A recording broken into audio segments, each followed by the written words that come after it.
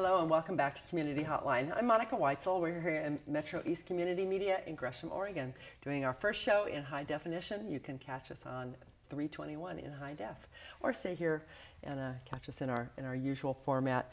I'm here tonight with BCCTV, which is in part supported by the Regional Arts and Culture Council, and I'll explain a little bit more about how all that works. But first, I'd like to introduce you to a couple of artists representing BCCTV. I have Ariana Jacob and Carl Deal. Thanks for being here. Thank you. And Carl, you're also a professor, assistant professor at, where is it? PNCA, Pacific Northwest College of Art. Great. So you're an artist and a professor, and you are an artist. Yeah. Go ahead. What is your medium? My medium is social practice, which means that mostly I make projects that involve other people, and a lot of my projects involve conversation, and that's how I actually got involved in the BCCTV project. That's fascinating. I have never really heard of that as a medium. That's very interesting. Tell me a little bit, Ariana, if you could, about the BCCTV stands for Bud Clark Commons Television. Correct. Give us a little background. Are you able to do that for me? Mm-hmm. Okay. So 5 artists and educators got together and submitted to it was a project grant proposal that RAC, the Regional Arts and Culture Council, put forth to work as a 1-year residency at the Bud Clark Commons, which is Portland's newest homeless service center. And the way the grant worked is it used some of the Percent for Art funding for that building to have artists come in and work with the people who use that facility to make artworks. And so we put together a proposal to make videos with people throughout this last year. That's great. That's great. So Bud Clark Commons is not a housing development, is it? Is it housing, or is it a space for the homeless people to gather? It's a number of things. I know where it is. I've seen it, but I don't really know exactly how it's set up. So 2 different nonprofits work there. There's Transitions Projects and Home Forward, and there's a day center in there for people who drop in. Yeah, there's like laundry and showers and services, and then there's a short-term men's housing in the downstairs, and there's long-term housing run by Home Forward upstairs. Oh, okay. And we were working with both Transitions Projects and Home Forward, but we're mostly in the day center part of the building. So there were 5 artists, you said, that were working with people. So how many people how many homeless people or people that were staying in the shelters, how many were actually involved in this project?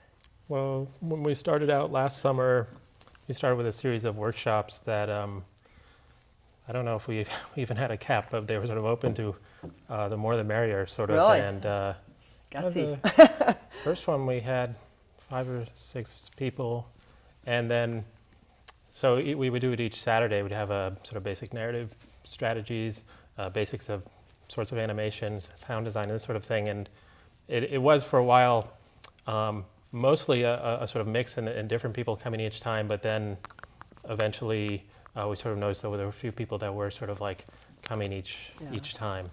And then we sort of shifted after sort of seeing this pattern sort of shifting to like, oh, okay, well, there are people that are sort of coming back, so can we work with them to produce longer-term projects? Yeah. So then we transitioned to a model where the participants who'd stayed throughout the many classes pitched their own projects to us, and we helped them develop it. And I think in this next segment, you're going to see some of their work that they produced. So that's great. Well, actually, we have one short video, I believe, from an artist who was involved in the project. Do you know about this? It's David Boston's project, and it's a project that happened in the transition period between when we were doing workshops to where people were developing their own projects. So this is I think the video is going to be one where he basically made a promo video for the BCCTV program, and it was his design, and other people worked on it as well. How great to be able to see their own work,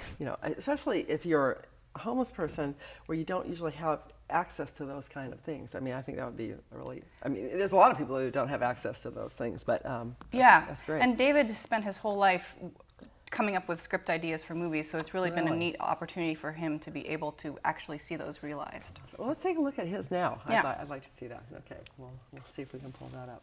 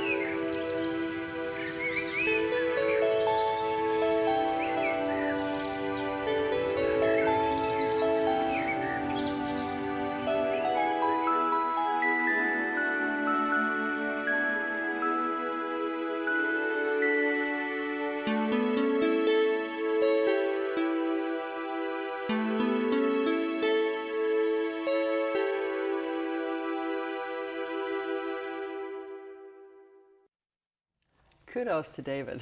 That was very impressive. I like the animation with the live action. That was great. That was his idea. That was really good. I liked that a lot, and it gave you a good idea of it's you can use your imagination and create your own vision and actually make it happen. Yeah. It's kind of the same thing we do here at MetroEast. I mean, we teach people how to make their own television shows, and we'll put them on the air, but we let people express themselves in whatever the way they want, and that's not everybody has that opportunity. I think that's really great. Yeah, we were just reading your mission statement. It's pretty awesome. Yeah, and so we're very excited because some of the work that the people at BCCTV have done, we're going to be showing on our channels. We'll be using them as filler in between our regular scheduled TV shows, as because we don't do commercials. We're non-commercial, so that'll be fun. It'll be fun to see things like that on there. Yeah, I'm looking forward to it. Yeah. So, tell me, Carl, what has been your role in this? Have you been a teacher? Have you been what all have you been doing with this project? Well, for sure, teaching, and my practice revolves around video and sound predominantly. So there's sort of an opportunity to sort of share my enthusiasm for making videos with the various participants in the workshops, and then also like Dave cast me in his sort of horror drama movie. Is that right? Which was a so lot of fun. So now you're acting too. Yeah, which was a lot of fun. It's I sort of bet. an unexpected opportunity. Yeah, it's fun to do stuff like that, isn't it? Yeah. A little bit out of the realm of your normal day-to-day work.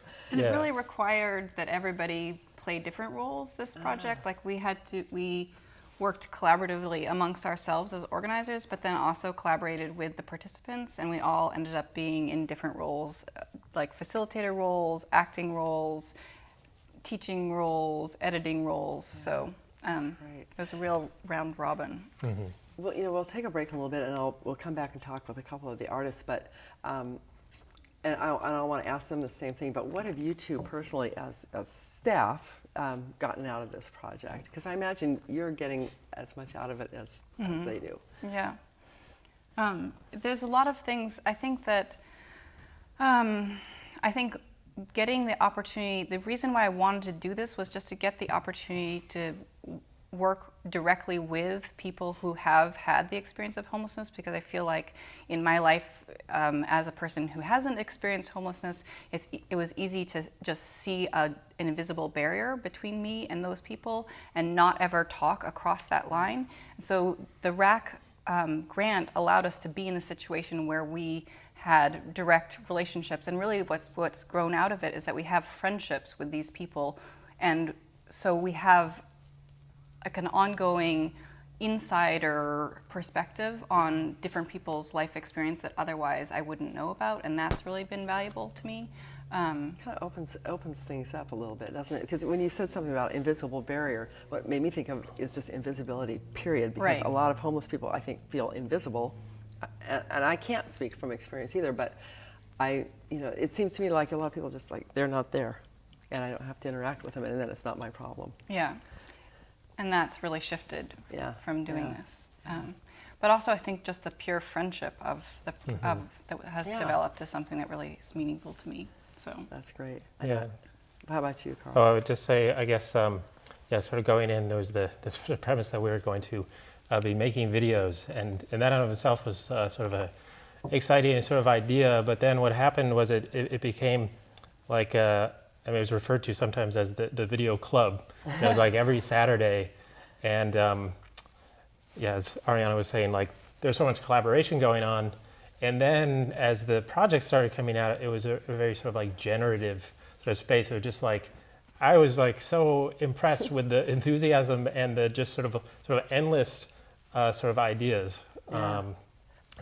Russ, who's coming up, was like tried out like every sort of animation, sort of self-motivated sort of explorations of all these different sort of styles. And I mean, similarly with everyone else, there just was this sort of momentum that was not necessarily expected, but really sort of exciting to be part of. It sounds like it became not so much of an us and them, I'm teaching them something, I'm giving something to them, but we're working on this together, and you're learning as they're learning. Definitely. Yeah. That's a great feeling, huh? Yeah. That's good. So what's the future for this? Was a 1-year project. Right. What now? Luckily, we have a relationship with PNCA, the Pacific Northwest College of Art, and there's interns that are sticking around after our grant is done, which is our grant is done now, to work with the people who are still in the program, who've made it all the way through, to help them bring their projects out into the world more and start new projects. And then they're going to also be teaching classes again starting in the fall at the Bud Clark Commons. So PNCA will do that? These student interns. Where does the equipment come from?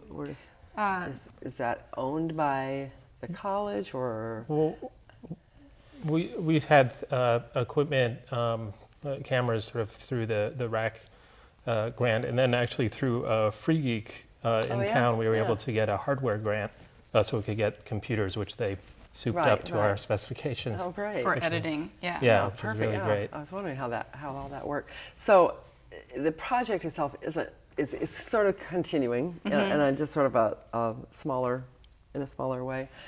If people are interested in I don't know, if somebody were interested in like helping out with something like that or helping to keep that going, is that something that you guys that you're open to? Yeah, we have a website which is bcctvportland.org, and there's contact information on that, so people can get in touch with us if they're interested in being involved or supporting it financially.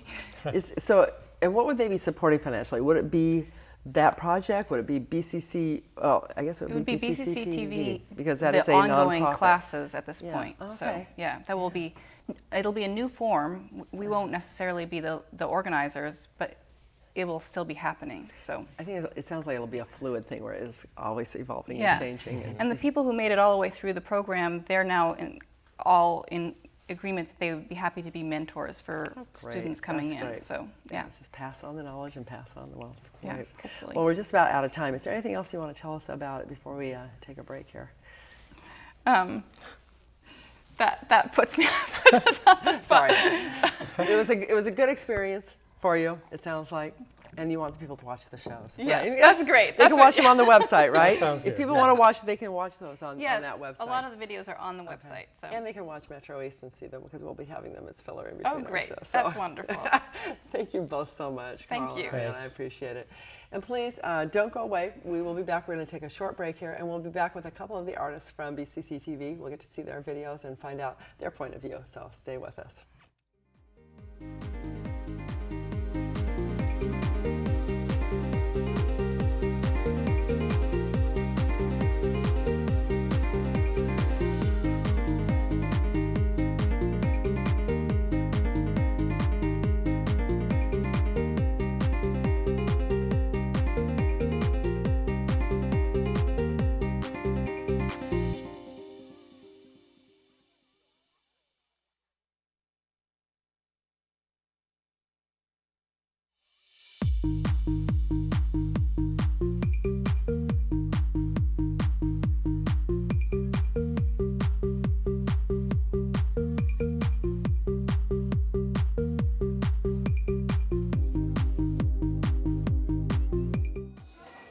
Don't look at me. Your hair's a bit frizzy today. Oh, you should pick that up. Oh, you're such a dork. Loser. Here, let me help you with that. Oops. Every day, kids witness bullying. Oh, look. Your crush is looking at you. Poor you. They want to help, but don't know how. See, no one here's gonna help you, because no one Teach your likes you. kids how to be more than a bystander. KZME Radio is a new station that is committed to entertain, inspire, and connect our community through programming that celebrates local music, arts, and culture. It was created to put local music and local arts on local radio, and it is a vehicle for our creative community to gain exposure while also celebrating what the Portland metro area has to offer. Hi, I'm Tanisha Toller. I'm with the Regional Arts and Culture Council. And we host this bi-monthly artist networking event, which is how I found out about KZME. I'm in the business of supporting artists, and KZME is in the business of supporting artists. And so I get why they do what they do, as well as the love of music. I've always loved music. I've always gone out and supported music. Portland loves to rock it and be unique. And I think the arts are really important. It's kind of like what helps many of us give meaning to why we want to keep going. So, so I think you should support KZME because you'll continue to support local. You'll support not only local business, but local artists and music.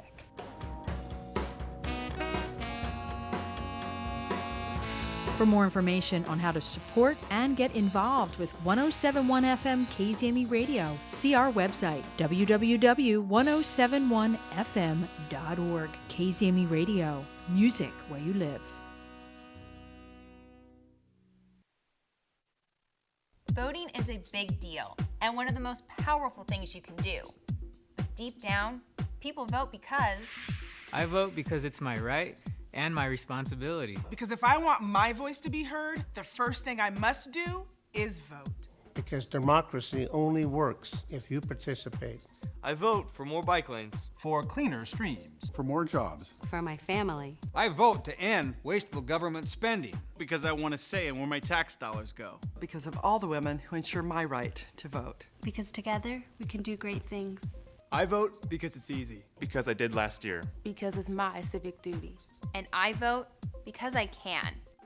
Register, engage, vote. It's in your hands.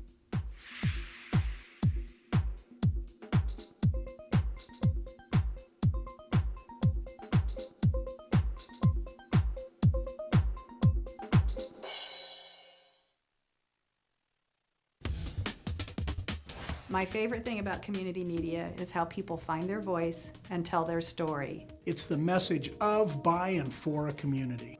We're a gathering place because it gets people of all sorts of different backgrounds underneath one roof. It's art, it's technology. A snapshot of our community. Going live. In 3, 2, 1.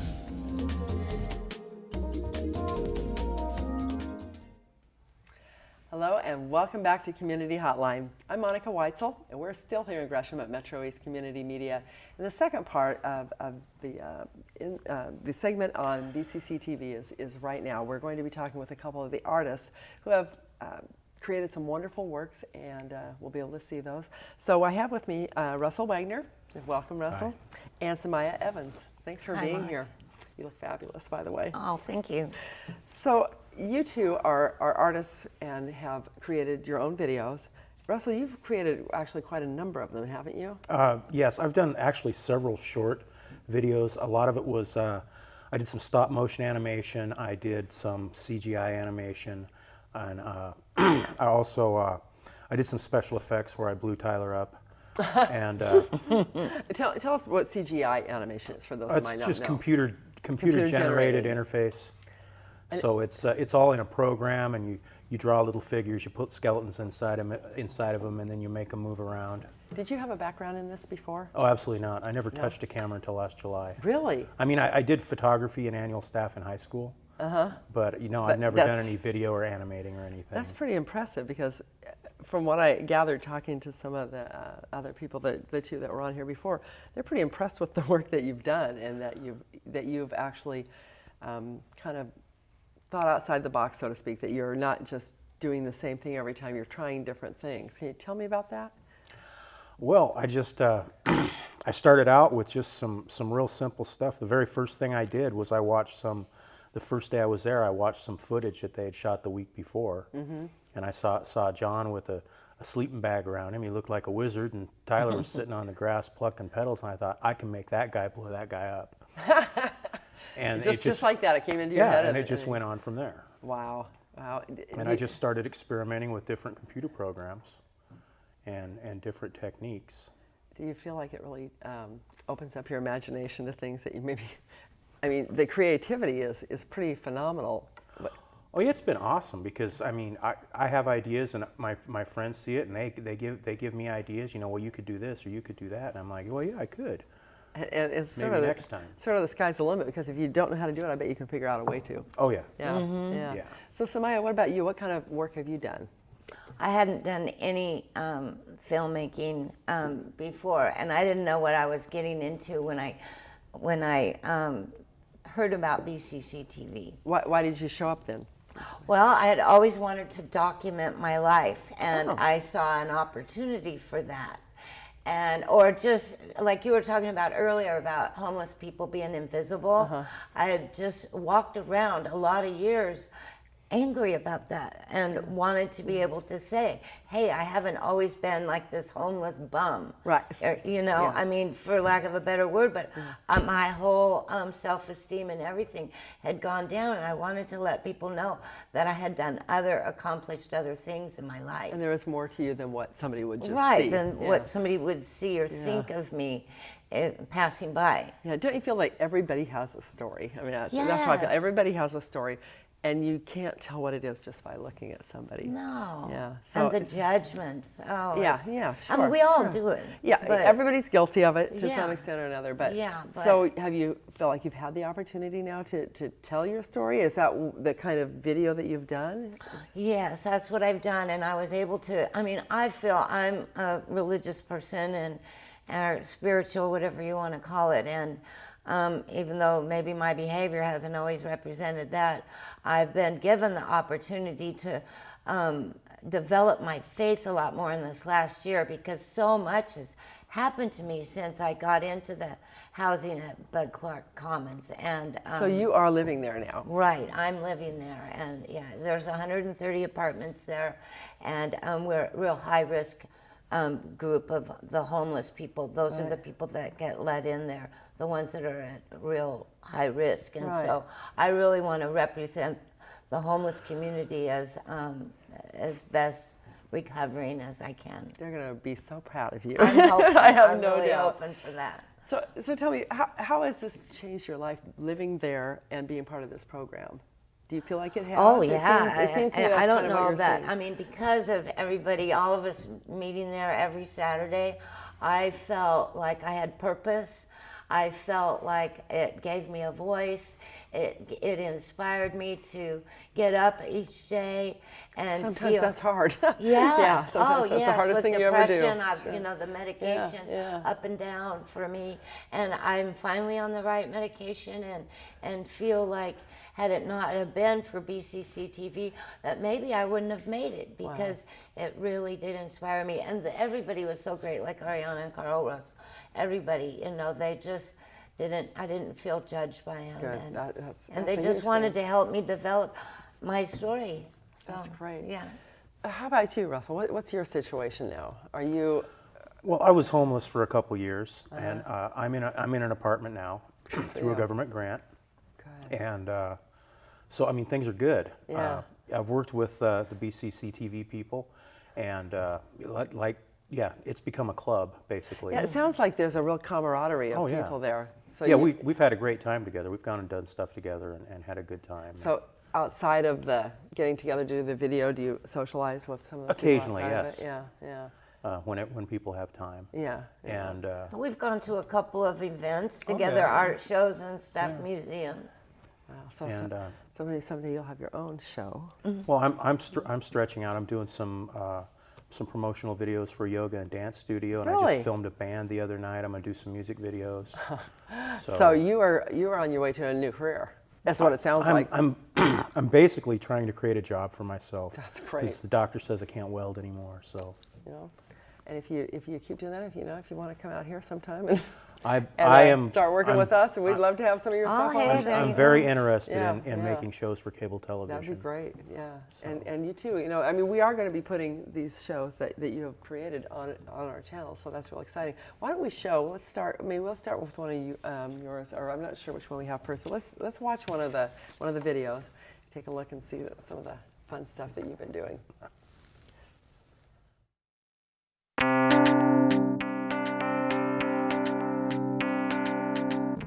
Sheeran, fetch me some more, son. Hi, Dad.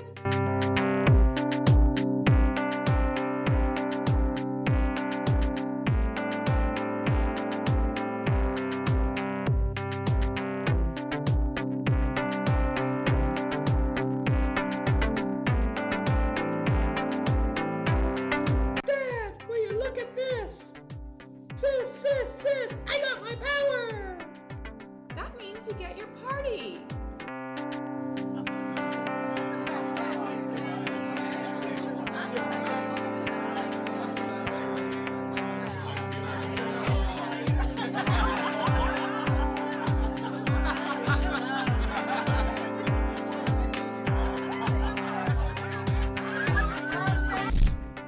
I want your powers.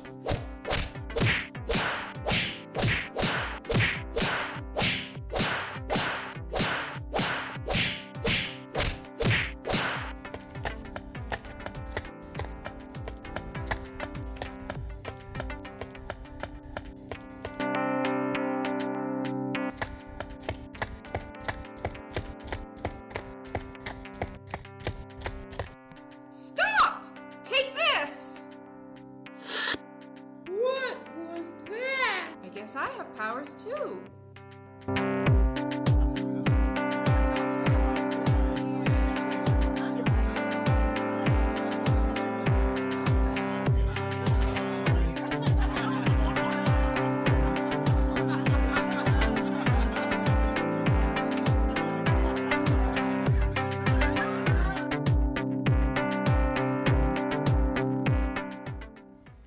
You know, something about that just makes me happy. I've watched that a couple of times now. I really like that. Yeah, I'm actually pretty impressed with it. Good. When I first started it, I thought, well, because I saw a Lego video on YouTube, and I thought, oh, I can do that. Yeah, it's a lot of work, though, isn't it? Oh yeah, well I did the math. You know, I'm 30 frames a second for 5 minutes. Okay, that's 9,000 pictures. Well, I managed to do it in a lot less than that by doubling up some pictures, and then and drawing. I did all the painting and everything. Their expressions and the puff of smoke and everything was all done in Photoshop and just painted in. Wow. And it's really fun to watch. It's really fun. I want to do another one. Yeah? In fact, I think I want to do a whole series of Lego videos. That'd be great. Yeah, you could have that would be actually really fun to have a whole series there. Would you have it like a storyline that would continue, or you think just different little vignettes, or? I don't know. I was thinking maybe a continuing storyline, like a graphic novel. Yeah. You know, Why like not? maybe something like Chirin and his sister off to see the world, or who knows what. Oh, you have them all different countries, and Oh, yeah. we're meeting all sorts of different situations, and bards, dragons. Yeah, there you go. More evil They've got the wizards. Legos for just about everything. Oh yeah, they do. Yeah, you could be in outer space, you could be in the medieval times, you could be on a tropical island. Yeah. Oh yeah. That's lots of Lego people. Yeah, I love Legos. That was great. That was fun. That's one of our funner ones. Yeah. Mm-hmm. Yeah. I love that one. What are some of the other things that people have done besides you two? What are some of the other projects people have worked on? Oh geez, David did his Halloween thing, which we were all in. We all acted in. Oh, that was the one that Carl was talking about. Carl I was think in, he was yeah. like a monster or something. I don't know. Yeah, no, he was my son. Oh, he was your son. I was his Oh, dad, my. Oh, okay. and that was Dave's friend. And he comes over to wake him up on Halloween morning, and then the parents leave, and they decide to have a party, and there's like this creepy girl running around, and it's really funny. It's kind of a little scary, a little funny. Oh, that sounds great. And he did that, and then the one you saw before with the flower. And then John, before he left, he did some claymation. Oh wow, that's a lot of work. With a fish and some stuff. And I don't know what happened to him. He just kind of drifted off. Okay. Well, and I imagine that happens sometimes. Oh yeah. But you two are still here. And Samaya, you have a video that you brought. I don't know what they're going to show out of it. Were you able to see all of it, or? I have not seen all of it, and so let's take a look and see what we've got. Okay, thanks, Monica.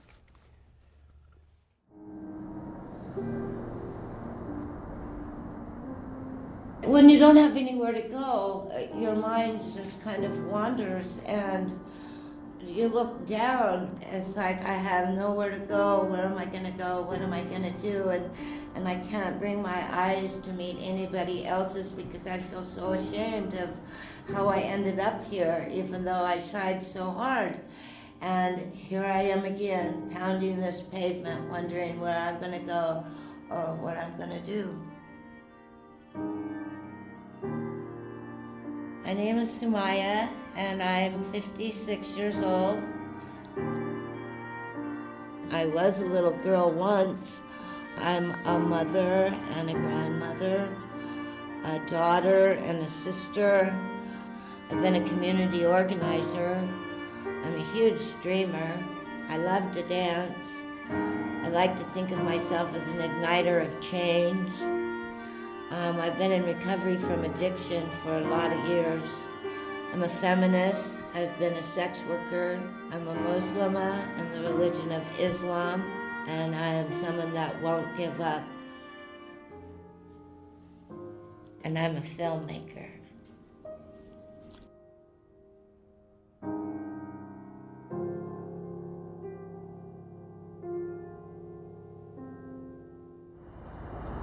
Oh my.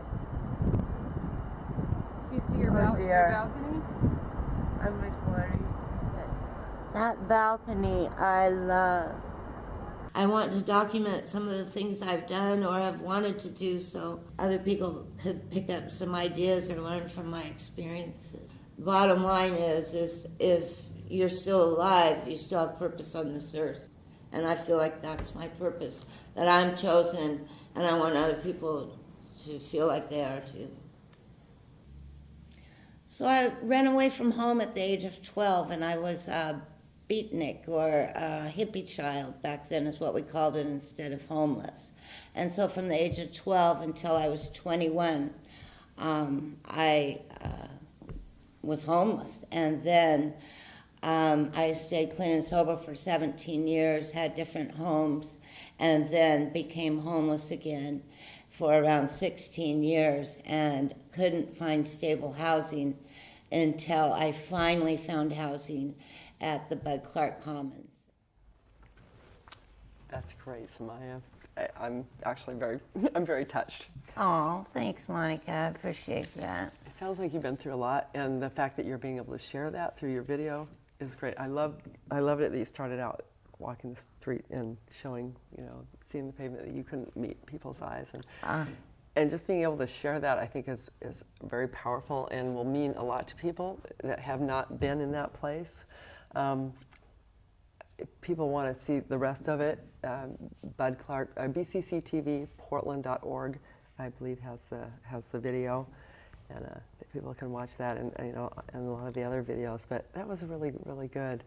It really gets fun in there too, Yeah. and I was able to come up with some old videotape of myself and where I used to work, and that's part of the video. So it's kind of a past, present, and future. Oh. And my family is in it. So That's got to be very cathartic, very healing to be able to do that. It really is. Yeah. It's been just a miracle. It really has been, and I'm so grateful to be alive. Good. And I glad you're appreciate here, you, too. that feedback and having us here. Yeah, I really do. So you have family that lives around here, do you? I do. I have my son, Justin, and his wife, and 2 grandbabies now. Oh, you're so lucky. That's wonderful. Yeah. So, and are you from here, Russell? Yeah, I moved here in 1987, but my family's other places. Yeah. But I would think this kind of is like a family for you. It is. Isn't it? Yeah, BCC is. Yeah, these guys they're friends. They're kind of family. Yeah, we get along really well. We do. We have different personalities, but just the basis of it it brings us together more because it's such an important topic, and humanity. Everybody has big hearts there. Yeah. We've spent a whole year being creative together. Yeah. And having a good time doing it. And eating good. Hey, that's RAC really provided us with Regional great Arts food. and Culture Council, they're good at providing the good food. That's wonderful. This is a really feel-good segment for me. I like hearing about this because people are doing good things, and you're kind of coming up in the world. It's been been a blast. Good. Well, I feel like I'm employable again, and that has been my desire for a lot of years. So there are people out there looking for somebody to employ. You're ready and willing. I'm okay. And we know what you want to do too. So yeah. We're out of time. I appreciate you both being on here so much, and having Bud Clark Commons TV and the Regional Arts and Culture Council being able to share this has been really wonderful. So thank you both for being here. I wish you both the best of luck, and I hope you both continue on and do great things. I'll be watching. Thank you. Thank you very much, Monica. Thanks for watching Community Hotline tonight. I hope you enjoyed it. I know I did. We'll be back here next week at the same time. I'm Monica Weitzel. Good night.